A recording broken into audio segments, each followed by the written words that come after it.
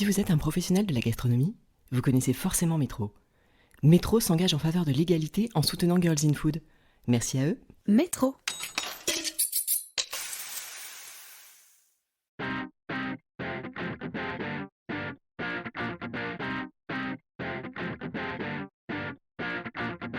Cette semaine, nous avons rendez-vous avec une femme au lien étroit avec le monde du vin, mais qui n'est ni vigneronne ni sommelière.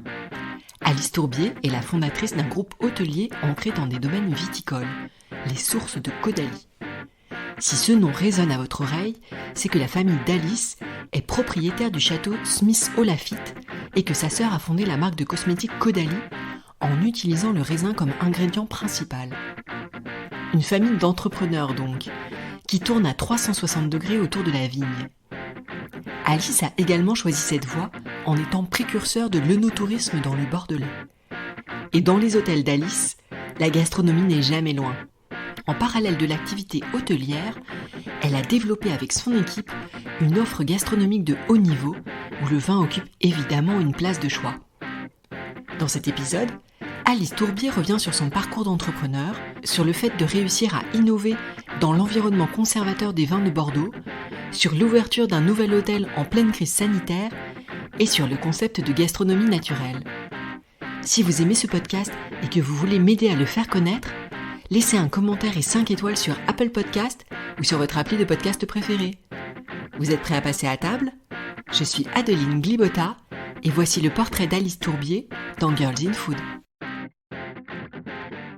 Bonjour Alice Tourbier. Bonjour Adeline. Est-ce que tu peux te présenter ? Avec grand plaisir. Déjà, je voulais te remercier de cette invitation. Je suis ravie et je me réjouis de ces confidences. C'est moi qui te remercie. Je suis Alice Tourbier. Moi, je suis l'heureuse propriétaire des Sources de Caudalie que j'ai lancé avec mon mari il y a maintenant 22 ans. Et depuis, on a continué dans la foulée avec, il y a 10 ans, un hôtel en région parisienne qui s'appelait Les Étangs de Corot, qu'on a finalement revendu récemment. Et enfin, il y a 2 ans, on a ouvert les Sources de Cheverny, dans le Val-de-Loire. Ah, génial. Bah, écoute, tu vas nous raconter toute cette aventure entrepreneuriale. Si on fait un petit retour en arrière dans ton enfance, est-ce que la cuisine avait une place particulière dans ta famille ? Pas vraiment. Si je dois parler vrai, je suis née dans une famille d'entrepreneurs, mais j'ai des parents qui ont eu 3 vies en une. Okay. Ils sont très inspirants, mais ils ont commencé champions de ski. Ils se sont rencontrés en équipe de France de ski. Wow. Et donc, moi, j'ai grandi à Grenoble. D'accord. Et tous nos week-ends étaient rythmés par des séjours au ski. On allait à l'Alpe d'Huez, qui était à 1 heure de route. Moi, j'étais au club des sports là-bas, donc je faisais beaucoup de ski de compétition. Avec sûrement moins de talent et moins de passion que mes parents, donc j'ai rapidement switché sans déception. Mais je dois dire que mes parents, au départ, dans mon enfance, ils buvaient pas trop de vin. Il y avait quelques bons produits de temps en temps à la maison, mais le repas était pas forcément le moment clé en famille. C'était peut-être plus le sport qui vous réunissait. C'était le sport qui nous réunissait. Le ski, c'est assez convivial, donc on skiait tous ensemble, et puis on faisait des échappées à vélo, à cheval dans le Vercors, beaucoup de marches. On avait des gros chiens, des briards là, qu'on entraînait en balade partout. Donc la foot, ça n'a pas été, ça n'a pas rythmé mon enfance. Certes, j'avais des grands-mères de côté paternel et maternel qui cuisinaient toutes les deux très bien. Et donc, il y avait des repas familiaux qui étaient très agréables et qui me plaisaient beaucoup du côté des grands-mères, mais pas avec mes parents au quotidien. Et justement, chez une de tes grands-mères, est-ce qu'il y avait un plat particulier de fête, un plat du dimanche dont tu te souviens avec émotion aujourd'hui ? Oui, surtout, je me souviens des repas de Noël. On avait toujours le même menu avec un gratin de cardon. Dont j'ai pas la recette, mais qui était délicieux. Et puis des châtaignes et une belle poularde. Mais là, on était avec tous les cousins, cousines. du côté de mon papa. Et ça, c'était un vrai repas de fête. Mais de temps en temps, elle refaisait ce plat de cardon. Alors que c'était pas Noël, mais c'était toujours la fête aussi. Parce que ça appelait des bons souvenirs. Exactement. Et quand tu étais enfant, est-ce que tu te projetais dans l'avenir avec un métier particulier ? Est-ce qu'il y avait une profession qui te faisait rêver ? Moi, j'ai grandi avec beaucoup de sport et notamment l'équitation. Donc, toute jeune, je me voyais monitrice de poney, mais comme beaucoup de petites filles qui aiment l'équitation. Donc, ça n'avait vraiment rien à voir. En fait, le changement et la nouvelle dimension qu'a pris toute la famille là, en s'installant à Bordeaux, ça a un peu bouleversé mon environnement et ça a signé un nouveau départ. Donc ça, j'avais 15 ans quand la famille a déménagé de Grenoble à Bordeaux. Et là, je me suis retrouvée dans ces terres de vignes, à vivre entourée de cèpes et avec des cieux magnifiques, parce que Grenoble, c'est un peu une cuvette, on est toujours enfermé par des montagnes qui sont d'autres sources d'inspiration, mais je connaissais pas ces dégagements comme on en trouve à Bordeaux ou pas loin sur le bassin d'Arcachon aussi. On a toujours des cieux absolument spectaculaires, des couchers de soleil avec des journées qui durent beaucoup plus longtemps en fait. Et donc ça a été un nouveau départ. Moi, j'ai fait mon lycée à Bordeaux. Je vivais sur la propriété viticole et puis j'étais au lycée dans le centre de Bordeaux. Mais finalement, à l'époque, ça roulait bien. On était 15-20 minutes à peine. C'était un vrai nouveau départ. Ma sœur, à ce moment-là, s'est intéressée aux pépins de raisin parce qu'il y avait des chercheurs de la faculté de pharmacie de Bordeaux qui visitaient la propriété viticole familiale et devant la montagne de pépins qu'on jette normalement au moment des vendanges, ils nous ont dit mais vous jetez des trésors, ces pépins de raisin contiennent des propriétés incroyables pour la peau. Et donc elle a créé Caudalie à ce moment-là, donc en partant dans une aventure dans les cosmétiques. Et moi, finalement, avec des parents qui se sont mis à prêter beaucoup plus attention à ce qu'ils mettaient dans leur bouche, notamment le vin, parce que très vite, ils ont lu déjà tous les livres sur comment faire un des plus grands vins de Bordeaux. Ils sont entourés des meilleurs dégustateurs. Et puis moi, je me suis dit aussi que je ne pouvais pas vivre entourée de vignes et ne rien connaître à cet univers du vin. Donc je faisais des visites pendant mon lycée, le mercredi après-midi et le week-end. J'intégrais le petit service réceptif de Smith Lafitte pour accueillir les visiteurs. Et puis j'ai essayé de me faire un palais. Et en fait, je trouve qu'entre le vin et la nourriture, il y a tellement de passerelles et que quand on éduque son palais aux bonnes choses et aux grands vins, et on le fait aussi, on se met à apprécier des bons produits. Oui, bien sûr. Puis la région y est très propice, parce qu'il y a effectivement des très bons vins, des très bons produits. C'est un beau berceau pour se faire le palais. Exactement, oui. C'est amusant parce qu'en fait, il n'y a pas vraiment de grande spécialité food à Bordeaux, à part l'entrecôte à la bordelaise, qui est juste une sauce, bon voilà. Mais il y a cet art de vivre à Bordeaux que je ne connaissais pas auparavant, qu'il n'y avait pas du tout à Grenoble en tous les cas. C'est des gens qui aiment les bons produits, qui aiment les bonnes choses. Je crois que c'est une région assez... De bons vivants. De bons vivants. Tout le monde a une grand-mère qui fait du foie gras dans les Landes, un ami qui fait un super vin, et puis il y a presque une société de troc, là, on échange des bons produits les uns les autres, et beaucoup de convivialité et de partage.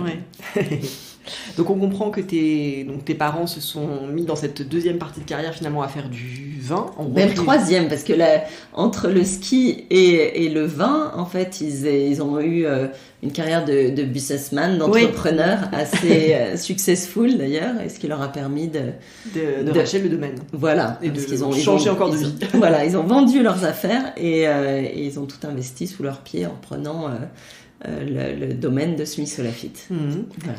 Donc ta sœur a fondé Caudalie en exploitant finalement une partie qu'on ne soupçonnait pas de les qualités des pépins de raisin. Et toi, tu as choisi encore de développer une autre facette du domaine. Donc on va y revenir. Mais juste avant ça, j'aimerais bien savoir, quand c'était le moment de choisir tes études, est-ce que tu savais ce que tu voulais faire professionnellement quand tu as passé ton bac? Bon, je sais un peu la suite de l'histoire, que tu as fait une école de commerce, mais dans quoi tu te projetais? Moi, j'ai grandi dans une famille d'entrepreneurs quand même. J'ai vu des parents qui vivaient, qui pour leur business, qui parlaient de ça tout le temps, qui étaient complètement habités par le monde des affaires. Donc c'est de façon un peu naturelle, par mimétisme, je crois, que je me suis dit qu'une école de commerce, ça me conviendrait bien. J'étais plutôt bonne élève à l'école et non, j'avais pas d'idée très précise de ce que je voulais faire. Je trouvais qu'il y avait ma sœur aussi m'a montré que c'était possible, les parents aussi, donc je me disais que cette voie de business, c'était sûrement ce qui me correspondait le mieux. Et est-ce que tu te voyais déjà travailler d'une manière ou d'une autre avec ta famille, ou est-ce que tu pensais créer ton business dans un tout autre domaine? Je savais pas trop. J'ai toujours eu une grande volonté d'indépendance, en revanche. Et je crois que j'ai un caractère assez fort. et que du coup, j'avais pas envie de travailler avec mes parents en direct. Encore moins avec ma sœur, que j'adore, mais c'est toujours un peu, je sais pas, pas la compétition, mais du coup j'avais envie de trouver ma voie, d'être chez moi en tous les cas. Et alors le modèle familial fait qu'on travaille en couple, donc ça complique encore un peu plus les choses, si je puis dire. En tous les cas, ça les enrichit aussi. Mais moi, il se trouve que j'ai rencontré Jérôme sur les bancs de l'école. Là, on était en école de commerce ensemble à Bordeaux.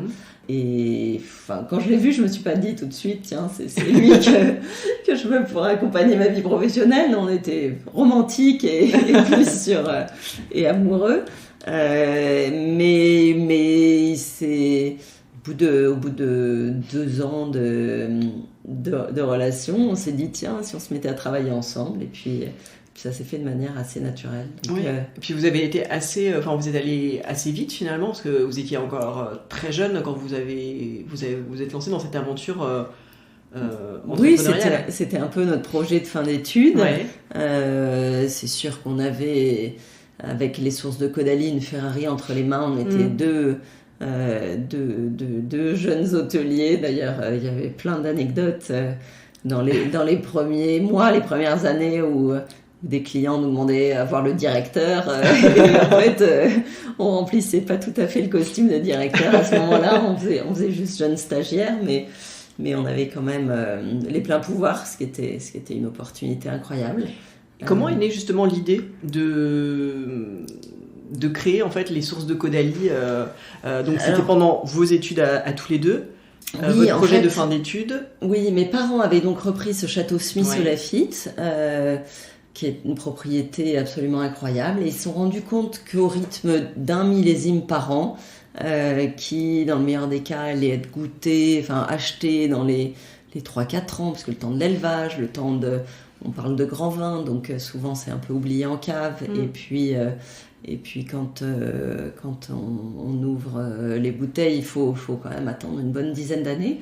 Donc ils se sont dit qu'en reprenant le domaine en 1990, ça allait mettre beaucoup trop de temps pour que les gens se rendent compte de la transformation, parce que Smith Lafitte, dans les années 80, c'était pas du tout à la hauteur de ce que c'est aujourd'hui. Le terroir était magnifique, mais malheureusement, il n'y avait pas des bons choix pour les vendanges qui se faisaient avec des machines, et ils avaient fait le choix de la quantité plutôt que de la qualité, et c'est vraiment, il fallait réorienter complètement le domaine, et ça prend forcément du temps. ça prend du temps. Et c'est l'idée de l'hôtel, du restaurant au départ. C'était une idée excellente de la part de mon père pour faire des visiteurs, des clients de l'hôtel, des ambassadeurs de Smith Lafitte. Parce que en séjournant sur les terres du château, ils allaient être invités à visiter le domaine, à goûter les vins et ensuite à retourner dans leur ville, leur pays respectif et être des super ambassadeurs. Parce que quand on est dans le chai, on comprend qu'on peut goûter un millésime beaucoup trop jeune. On se projette un peu plus, on comprend tous les efforts qui sont faits dans le domaine pour arriver à cette qualité-là. Donc l'idée des sources de Caudalie au départ, c'était vraiment un tremplin pour la visibilité de la marque du vin Smith Lafitte. Avec Jérôme, on est arrivé dans cette aventure un peu par hasard, mais aussi avec cette envie de découvrir les coulisses d'un hôtel, de gérer, beaucoup de bon sens. Je crois que l'un comme l'autre, on aime les gens, on aime les clients, on aime les équipes, donc on était finalement fait pour ce métier-là. Mais ce qu'on a réussi à faire au fil du temps, c'est à montrer que les sources de Caudalie, c'était pas que un faire-valoir des vins de Smith Lafitte, mais qu'il y avait aussi beaucoup de clients qui venaient pour l'expérience qu'on allait proposer en tant que telle à l'hôtel, au restaurant, au spa. Et ça s'est fait petit à petit. Et pour revenir sur la dimension œnotourisme, vous avez été assez précurseur quand vous avez lancé cette idée, avec ton père et puis ton mari et toi, quand vous l'avez concrétisé. Ça se faisait pas beaucoup à cette époque. À cette époque, tous les grands vins de Bordeaux étaient exclusivement presque envoyés à l'export. Et très très peu de châteaux de Bordeaux prenaient la peine d'ouvrir leur chai, leur cave et de faire visiter leurs installations. Ils n'avaient pas besoin de ça, c'était pré-vendu. Et les clients finaux du coup n'étaient pas forcément les bienvenus dans les propriétés, parce que finalement c'est faire un grand vin et faire des visites qui montrent qu'on fait un grand vin, c'est deux métiers différents et il faut d'autres qualités humaines. Mais je me souviens de voisins bordelais parce qu'au départ, quand on s'est installé au château Smith Lafitte, on a eu un accueil plutôt chaleureux de nos voisins bordelais qui trouvaient formidable qu'une famille s'installe, parce que c'était dans les années 90, il y avait beaucoup d'assurances ou de grands groupes. C'est un investissement. Qui rachetaient des châteaux un peu comme des investissements, mais qu'une famille soit là au quotidien et prenne soin du vignoble. Les Bordelais nous prenaient un peu, nous regardaient avec des gros yeux, mais ils trouvaient que c'était plutôt sympa. Et puis quand Smith Lafitte a commencé un peu à bouleverser les classements, parce que les grands vins de Bordeaux, les grands crus, là, sont notés comme des écoliers par les journalistes qui mettent des notes sur 20, sur 100. Et donc, quand Smith Lafitte, qui était plutôt dans les mauvais élèves, et a commencé à monter et à être dans le trio de tête de notre appellation Pessac-Léognan, là, ça faisait un peu grincer des dents à droite à gauche. Mais aujourd'hui, ça fait presque... ça fait longtemps. Que je crois que mes parents, ma famille fait partie du paysage viticole bordelais et ils sont tous plutôt reconnaissants et admiratifs de cette ouverture qu'on a apportée. Mais je me souviens de voisins bien intentionnés qui disaient vous avez le droit de vous ridiculiser à organiser des visites, mais vous ne pourrez pas entraîner toute l'appellation avec vous. Mais ils étaient juste inquiets de cette ouverture qu'on voulait tout de suite donner au vignoble. Et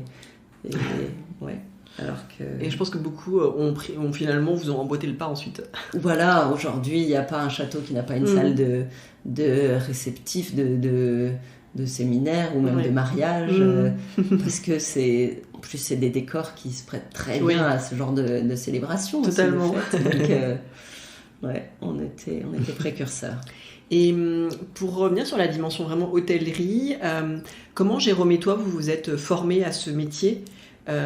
Est-ce que vous avez fait des stages ? Est-ce que vraiment vous êtes arrivé avec ce que tu disais tout à l'heure, beaucoup de bon sens et voilà, sûrement des qualités en termes d'hospitalité et puis d'aimer les gens ? Ou comment ça s'est fait ? Est-ce que c'est un mix des deux ? Alors, moi j'avais en fin d'études, là je faisais déjà mes stages de fin d'année à l'ouverture des sources de Caudalie. Donc on a vraiment rejoint le projet en tant que directeur 1 an après l'ouverture. En fait. D'accord. Il y avait au départ un chef 2 étoiles Michelin dans une autre région de France et son épouse sommelière qui étaient vraiment les directeurs au moment de l'inauguration des sources de Caudalie. Alors les sources de Caudalie en 99, c'était quand même moins ambitieux que ce que c'est devenu. Oui. Avec entre guillemets, il y avait 29 chambres, il y avait quand même des 2 restaurants et le spa. Oui, parce que ça permettait aussi d'avoir quelque part les différentes briques familiales, le spa, Caudalie, la marque de ta sœur. Exactement. Voilà, le vin bien sûr avec la gastronomie et donc la dimension hôtellerie sur laquelle toi tu travaillais. Voilà, et en fait le chef et son épouse quand même avaient la gestion d'hôtel à l'époque. Moi j'avais fait juste 6 mois et puis il fallait que je retourne à l'école 6 mois. Et là je me rendais compte qu'il y avait quand même un potentiel incroyable. Notamment je me souviens de journalistes de CNN qui avaient traversé l'océan Atlantique, là, qui venaient en direct des États-Unis pour voir ces fous de Français qui faisaient une vinothérapie, un wine spa comme ils disaient, et qui ouvraient un hôtel au cœur du vignoble.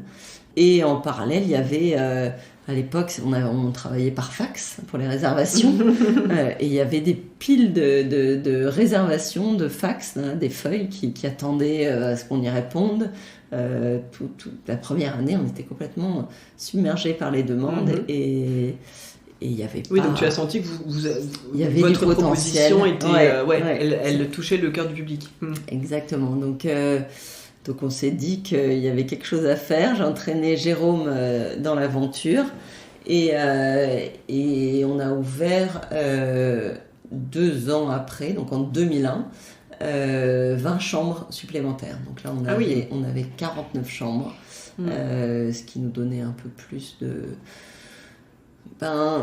C'était un meilleur équilibre pour occuper des clients avec le spa, le restaurant, les visites de château, et puis avoir une équipe de réception un peu plus staffée. Enfin, c'était un meilleur équilibre financier, un meilleur équilibre aussi en termes de service.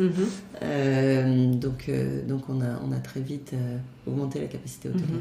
Et à quel moment est-ce que vous vous êtes dit que c'était le bon moment pour ouvrir un autre établissement? Alors ça a mis un petit peu de temps, mais est-ce que très vite, voyant que ça fonctionnait très bien, vous êtes projeté en vous disant un jour on aura un autre hôtel Oui, très vite en fait.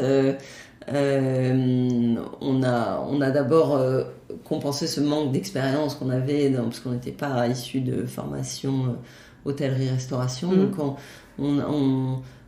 par le fait d'être là tout le temps, on habitait dans l'hôtel, on vivait, on a fait, je crois, tous les métiers possibles et imaginables. Quand les équipes venaient à manquer, on venait nous chercher. Donc, on a été à tour de rôle, veilleur de nuit, sommelier, à part chef, je crois que... Dieu merci, d'ailleurs. Je crois qu'on a fait un peu tous les métiers. Donc, on a appris sur le tas avec les équipes et avec les clients. En fait, on s'est dit qu'il fallait que ça tourne sans nous. Il fallait quand même que c'était un métier qui était super quand il était fait aussi par des professionnels, et que notre rôle, c'était peut-être de dupliquer ce modèle. Donc, très vite, je me souviens de Jérôme qui m'avait dit un jour « Mais tu te vois... en train de te faire servir un Armagnac dans la tour de dégustation qui est comme un vieux propriétaire de relais château, tout ça, dans 30 ans. Je dis, ben non. Et donc, on a plus vu ça comme des entrepreneurs. Aujourd'hui, on se définit un peu de façon un peu prétentieuse, mais amusante, comme entrepreneur de l'art de vivre.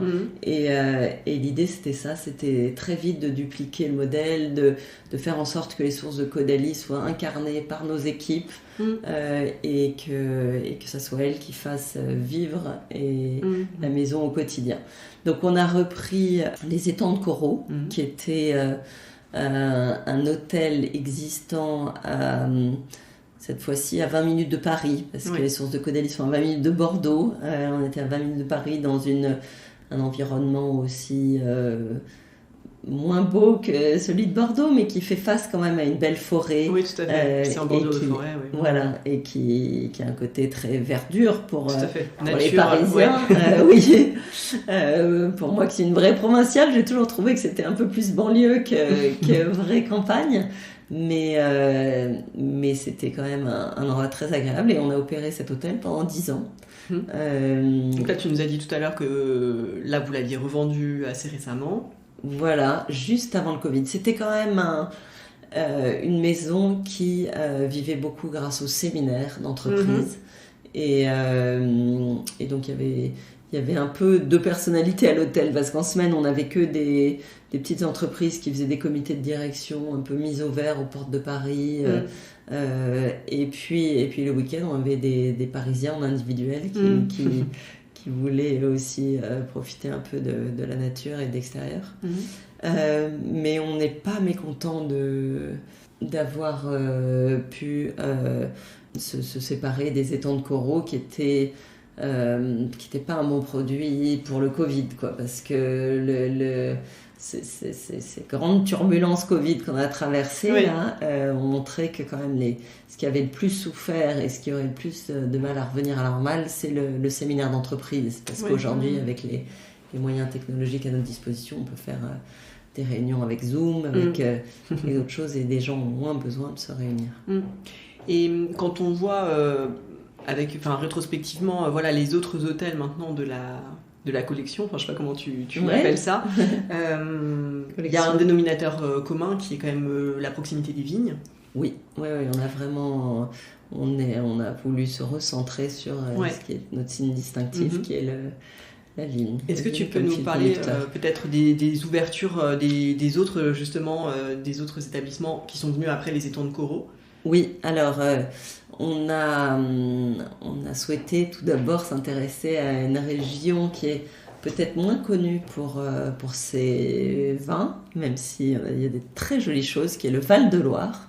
Et là, on a choisi un emplacement assez stratégique, à la fois au cœur des châteaux historiques de cette région du Val-de-Loire. Donc on est à Cheverny, proche de Chambord, Chenonceau, Amboise. Donc c'est vraiment les grands châteaux. Oui, le nom qui résonne. Voilà. Quand on souhaite visiter les châteaux historiques du Val-de-Loire. Et quand même, il fallait, parce que c'est dans notre ADN, il faut voir des vignes depuis sa chambre. C'est quand même une région où il y a des très jolies propriétés viticoles. Et d'ailleurs, nous, on a planté un cépage qui s'appelle le Romorantin.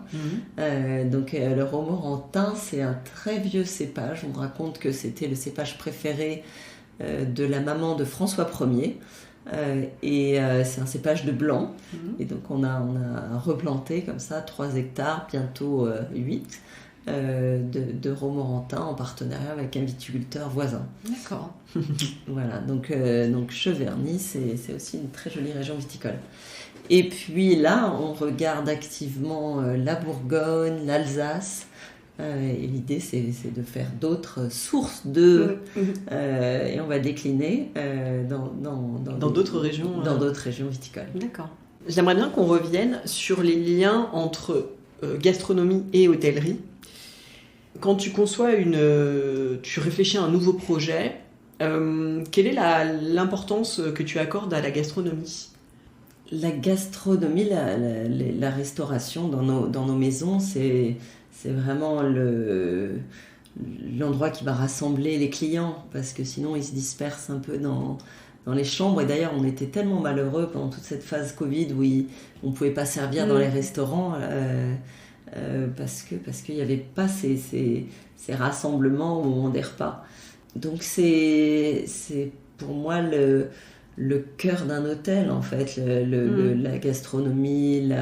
Alors nous, on a à chaque fois, on essaye de faire 2 types de restauration, parce que comme on crée des vraies destinations, on a des clients qui vont séjourner en moyenne 2 nuits et demie, 3 nuits, et du coup il faut pouvoir changer un peu de restaurant. On ne peut pas manger tous les soirs dans un restaurant gastronomique. Donc on a des auberges, à Bordeaux on a la table du lavoir, à Cheverny on va l'appeler l'auberge, et on a un restaurant gastronomique.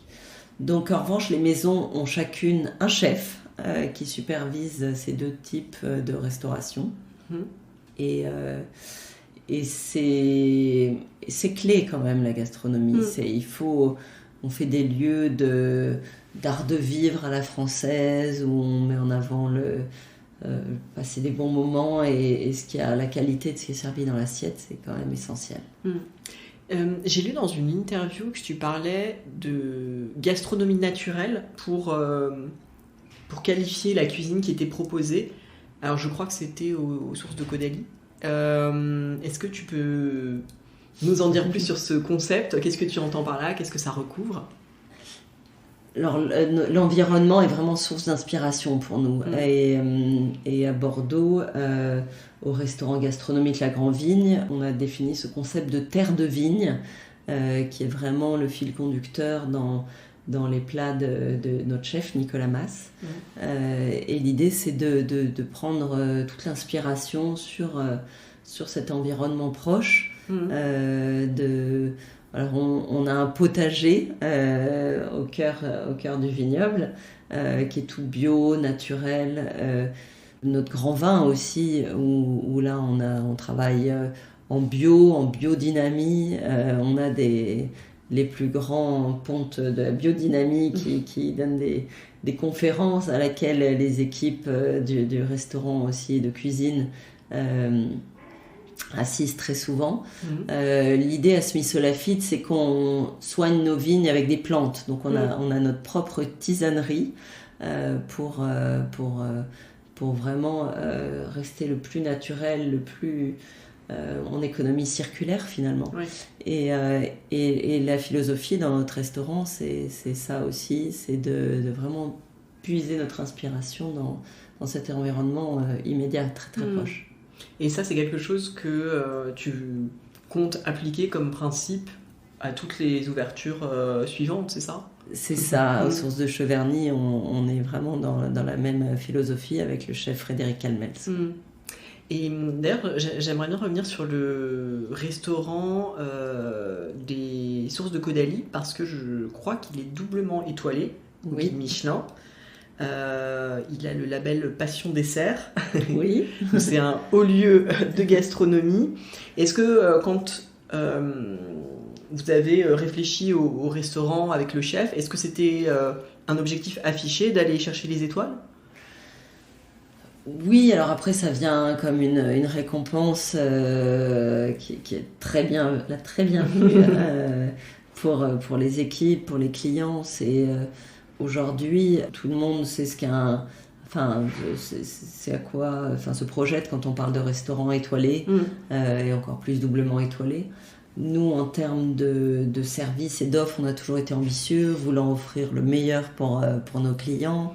On a des équipes qui ont envie de bien faire les choses et qui sont vraiment appliquées pour que les clients aient un maximum de plaisir en séjournant chez nous.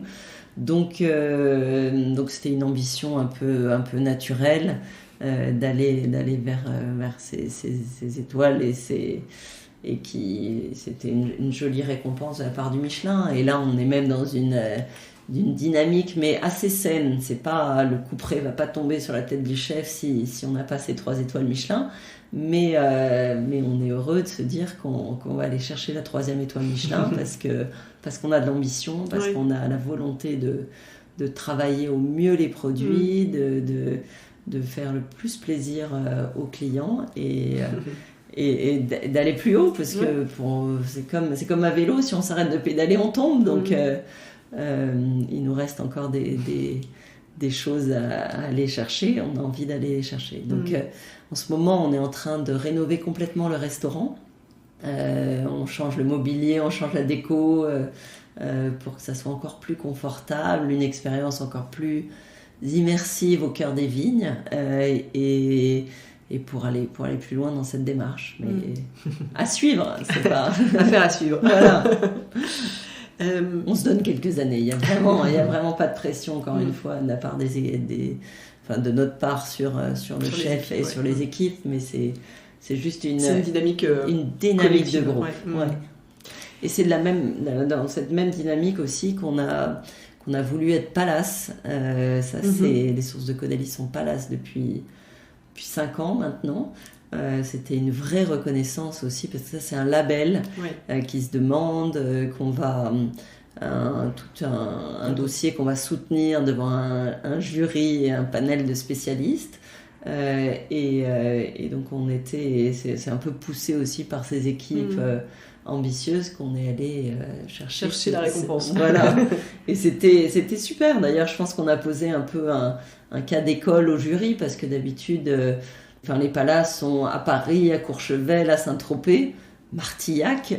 C'était peut-être pas dans le spectre, mais dans le spectre, et on a montré qu'on avait su créer, en fait, la reconnaissance, le label Palace vient de la reconnaissance d'un caractère exceptionnel à un lieu, un site, et ce qui a été remarquable aux sources de Caudalie, c'est cette proximité avec le raisin, le château Smith-Lafitte, le spa, ça fait une unité autour du raisin en fil conducteur, et voilà, je crois qu'on a été labellisé Palace grâce à ça.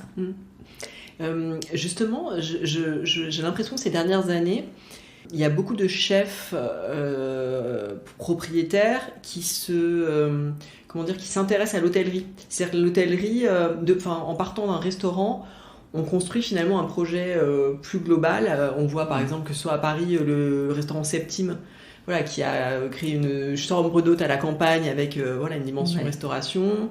Beaucoup de chefs aussi en région qui, dans la course aux étoiles, ensuite ajoutent la bricotellerie à leur projet.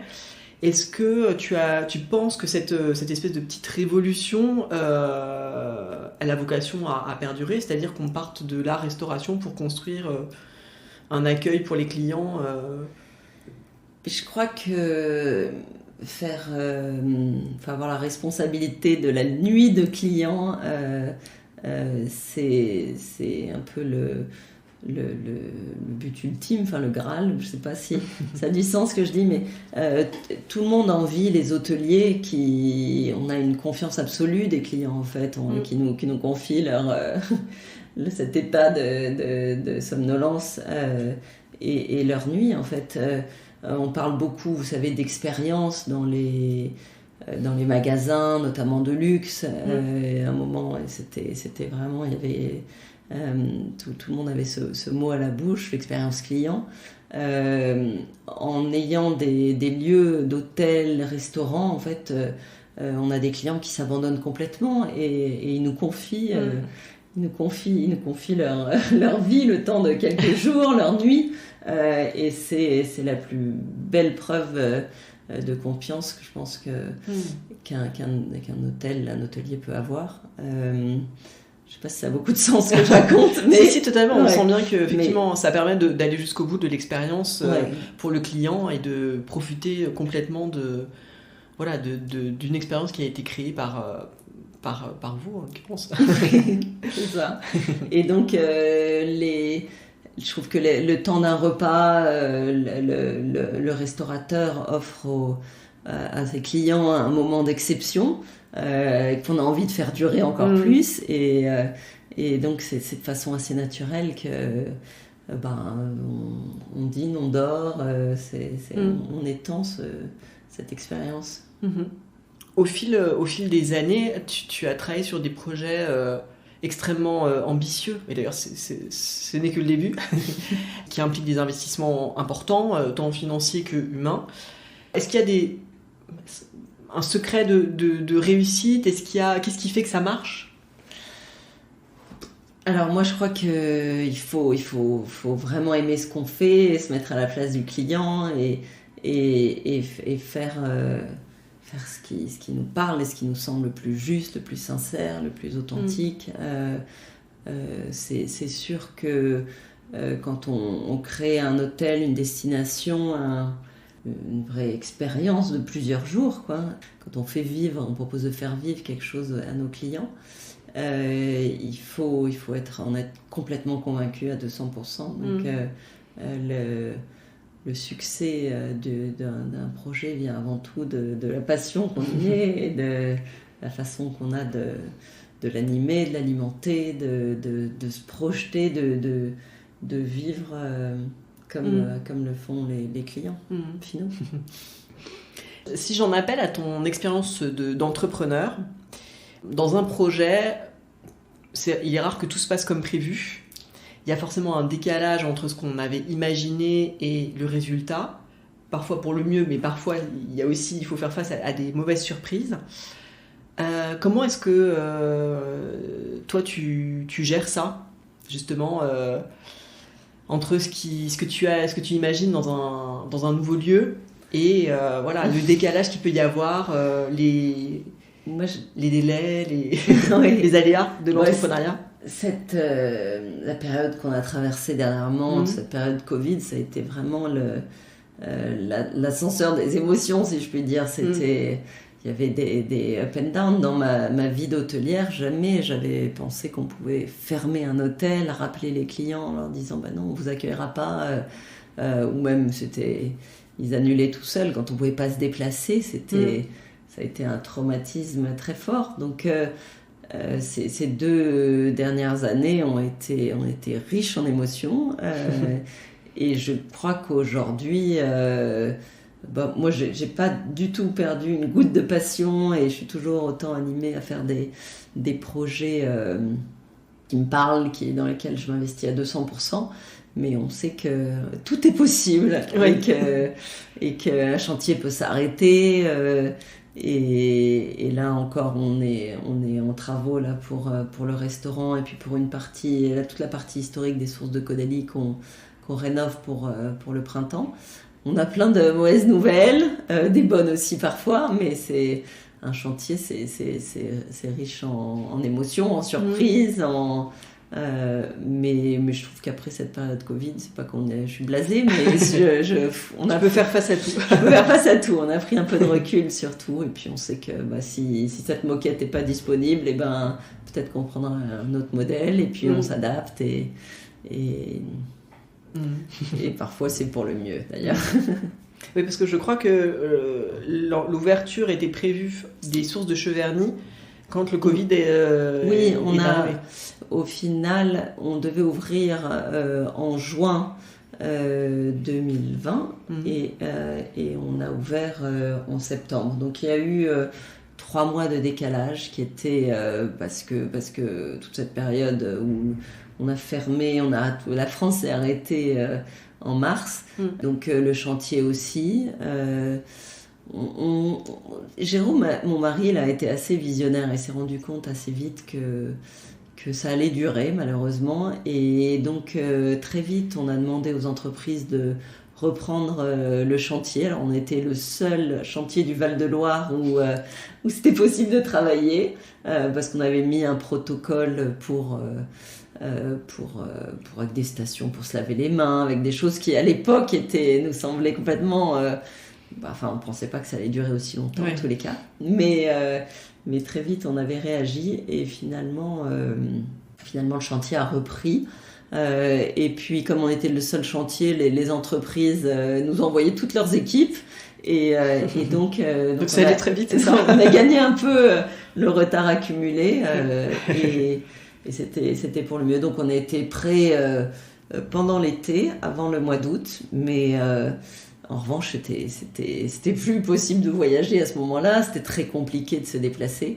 Donc On a différé un peu l'ouverture à septembre, en sachant pas trop à quoi s'attendre, parce que nous qui avons fait nos projets en accueillant une clientèle d'étrangers qui viendraient découvrir les châteaux de la Loire, il n'y en avait plus du tout.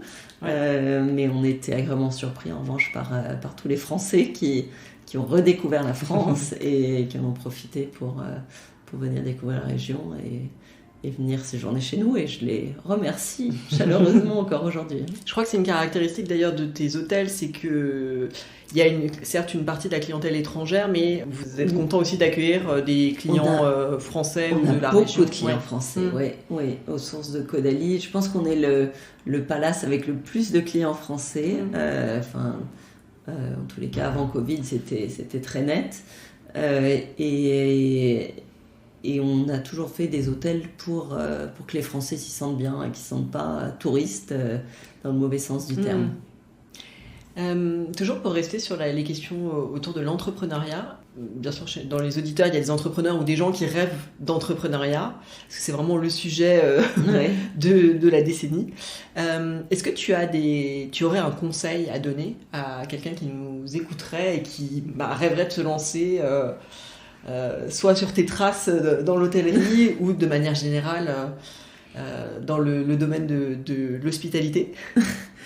Oui, il faut croire en soi, faut y aller, quoi. C'est formidable d'être entrepreneur. C'est vraiment un plaisir incroyable de voir s'accomplir les choses, des choses qu'on avait pensé dans sa tête, qu'on a mis sur papier, qu'on a défendu auprès des banques, qu'on a soutenu, et quand on les voit enfin réaliser avec dans le cas de notre métier d'hôtellerie-restauration, des retours de clients qui apprécient, qui disent que c'est formidable, on se dit qu'on vient de loin et c'est une satisfaction immense. Donc allez-y, c'est un long parcours, parfois semé d'embûches, mais avec des très belles aussi satisfactions.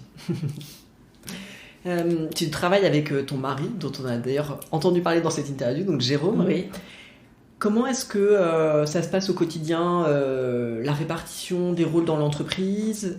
Quelles sont les clés pour que justement ce type de partenariat, d'association au sein d'une famille ou d'un couple, comment faire pour que ça fonctionne bien dans un duo entrepreneurial ou une famille d'entrepreneurs?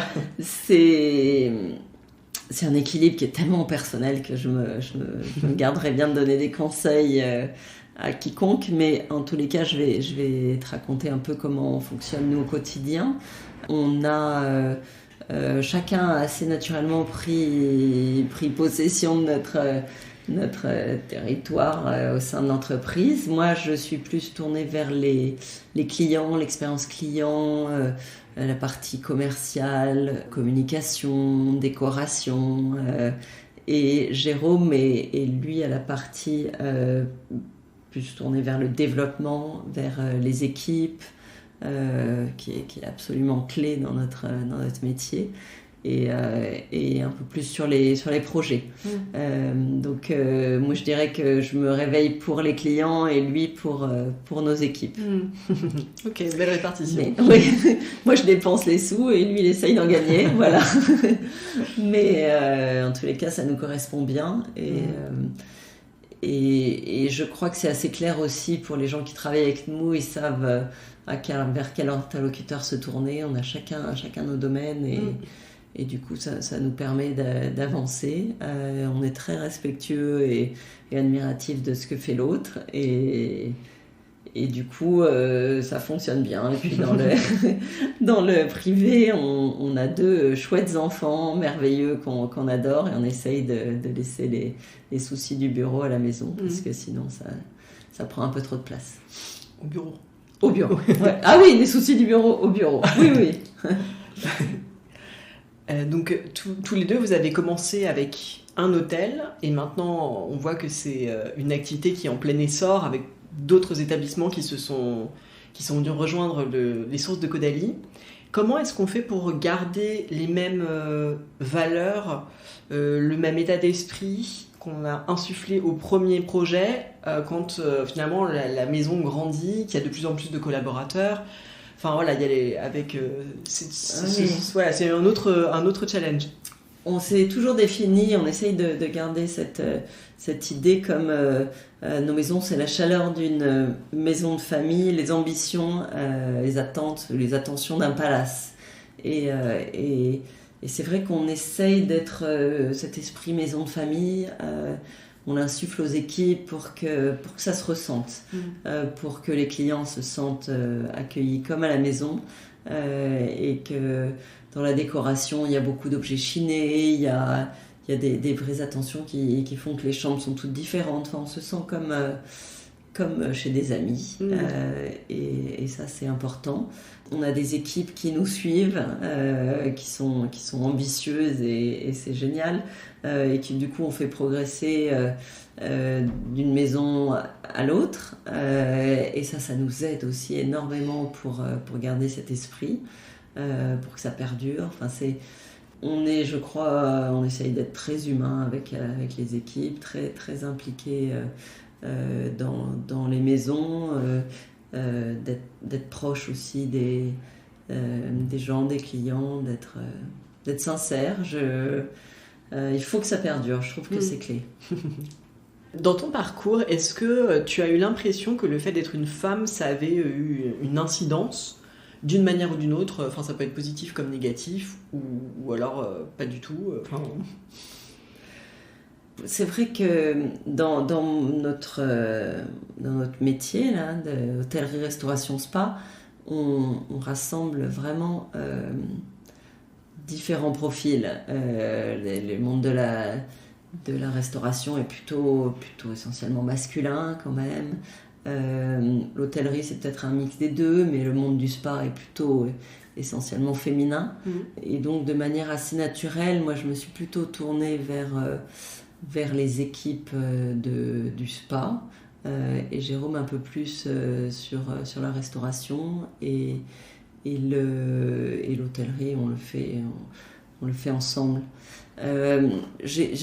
C'est vrai que c'est pas évident d'entrer dans une cuisine, même si on a un chef profondément humain, qui a de plus en plus de sourires féminins dans son équipe, et c'est chouette. C'est quand même un monde d'hommes, de couteaux, donc c'est pas évident de s'y sentir tout de suite bien. Surtout quand il y a 20 ans, j'étais un peu plus impressionnée. Mais sinon, c'est quand même, je trouve que les femmes ont une sensibilité aussi à plein de choses, et que moi, j'aime beaucoup ce travail en couple avec Jérôme, parce que je pense que c'est le sommet de la parité, si je puis dire. Oui. Donc, on partage tout, et on est très complémentaires. Je me sens pas féministe dans l'âme, ni non plus. J'ai pas trouvé qu'être une femme apportait trop de difficultés, de contraintes non plus. Donc, okay.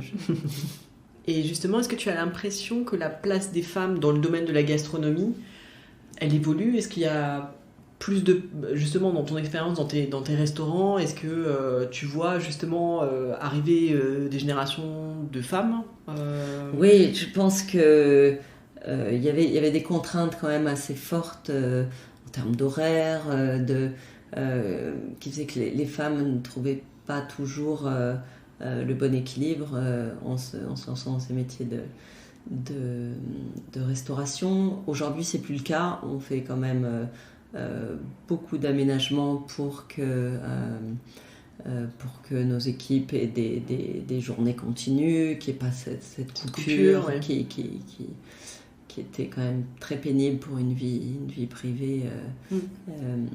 Donc il y a de plus en plus de femmes qui s'intéressent à ce métier. Je trouve qu'elles apportent énormément.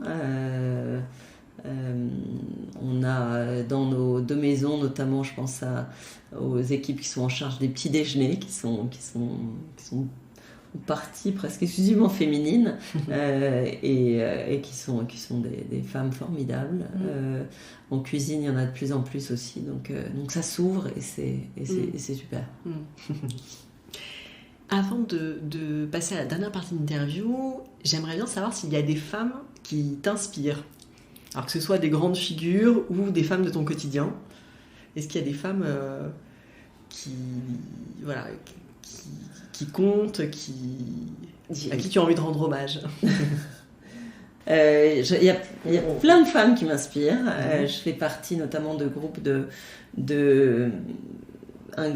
femmes où on se réunit tous les mois. Il y en a qui sont pilotes d'avion, d'autres qui travaillent dans les hôpitaux de Paris, il y en a certaines qui sont magistrates ou la première notaire de France, des profils très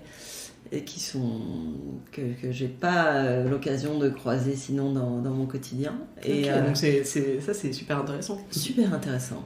Et ça ouvre vraiment la vision sur plein de choses. Et il y a des artistes aussi, il y a une viticultrice, ça c'est plus proche de moi.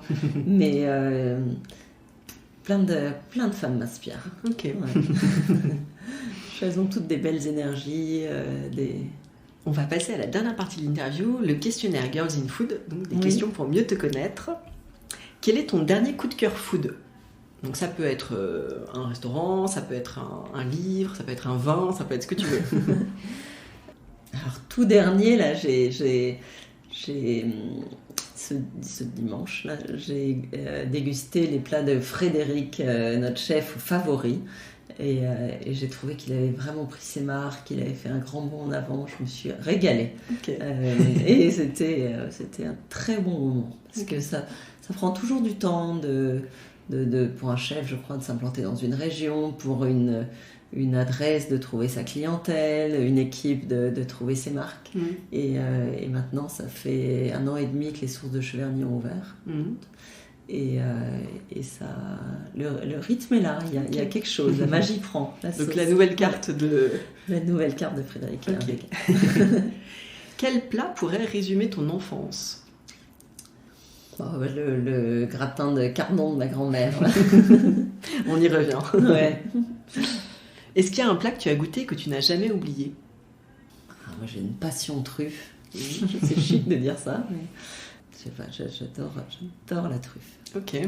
Est-ce que tu te souviens d'un endroit particulier où tu en as dégusté? Oui, alors c'était en Italie. À l'époque, on opérait un spa vinothérapie dans le Piémont, entre Asti et Alba, donc capitale de la truffe blanche. Voilà. Oui. Et j'étais allée avec Jérôme en novembre et on s'était fait des orgies de truffes blanches, et je puis dire toutes les sauces. Déjà ça a été tellement parfumé, et puis après à l'italienne quoi, il le mettait sur pas grand chose, mais c'était magnifique. Sur des pâtes, des œufs, c'est un régal. Et à l'inverse de la truffe, est-ce qu'il y a un aliment que tu détestes? J'aime pas la betterave. On me le dit de temps en temps. C'est une détestation partagée par quelques invités. Je sais pas mon truc. Est-ce qu'il y a un produit que tu as toujours au frigo ou dans ta cuisine? L'huile d'olive. J'adore. Il y en a une en particulier ou... Non, je change, mais les bonnes huiles d'olive très parfumées. J'adore. Quelle est ta recette fétiche que tu fais tout le temps quand tu es à la maison? Alors, pour les dîners entre amis, en été, là, je fais une note avec des pignons de pain, de la tomate. Donc ça, c'est plutôt une recette estivale, mais je sais pas si mes amis l'aiment toujours, mais ça, c'est ma recette fétiche.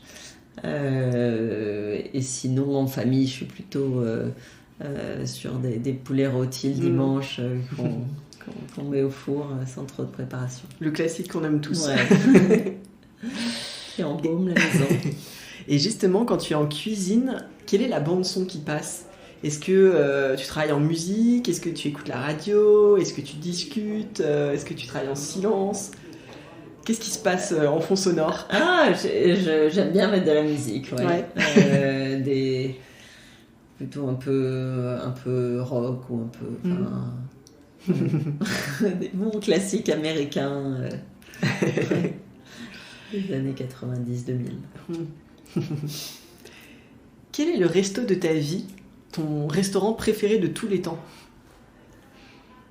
Je suis pas très objective parce que j'ai envie de vous parler de la Grand-Ville, qui est un restaurant où j'ai éduqué mon palais avec les chefs en apprenant des plats, des équipes.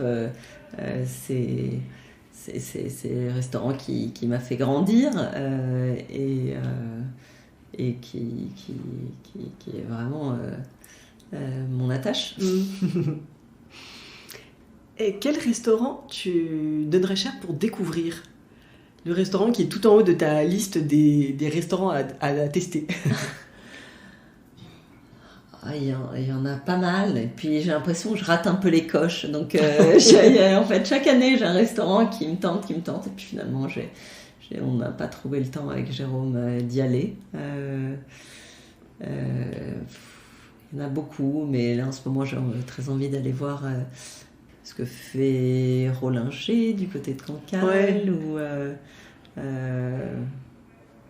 Bon, il y en a plein. Ouais. Je pense que c'est un bon candidat, Hugo Rollinger. Dernière question de cette interview.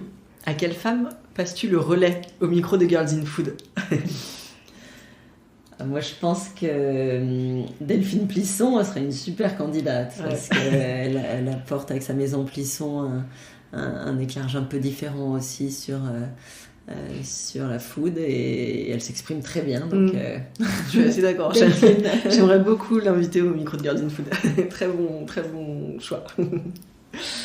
Merci beaucoup. Merci à toi. À très bientôt. À bientôt. Si ce podcast vous plaît et que vous voulez m'aider à le faire connaître, mettez-lui 5 étoiles et laissez un commentaire sur Apple Podcast ou sur votre appli de podcast préféré. À bientôt pour une nouvelle interview de femmes inspirantes.